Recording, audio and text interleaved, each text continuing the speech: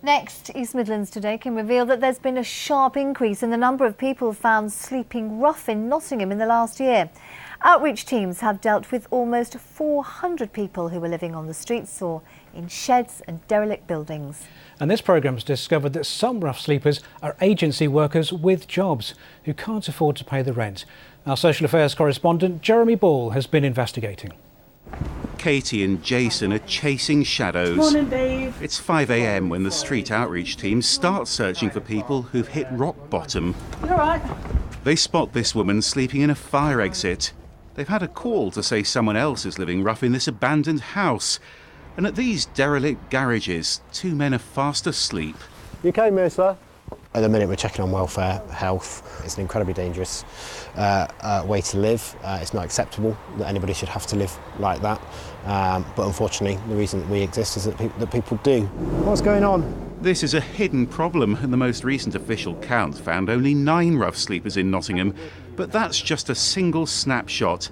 And this team keeps detailed records every night, which paint a very different picture. The flow of people coming onto the streets is happening quicker than we can get them off them. In the last year, we've found 384 people, different people, sleeping rough in Nottingham City. So that's a huge amount of people, and an increase from the previous year where we only found 249. So we are seeing a huge increase in rough sleeping in Nottingham, but that's going to be reflected elsewhere.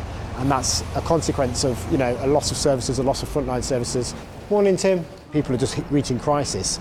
So I'm extremely concerned that the trend is just going to go upwards and upwards. All right. Take care. Everyone they find's offered help to stop them sleeping on the streets, from the newly opened winter night shelter to support for addiction or benefit claims. And for some, it's making a huge difference. What have we got, Brian? They found Brian in a shed where he's been sleeping on and off for the last 10 years. The outreach team's just moved him into this one-bedroom flat. I've got my own key to my own front door. I can come and go when I want. I've got a part of my life back where I know I'm safe. It's a lot better. And your head.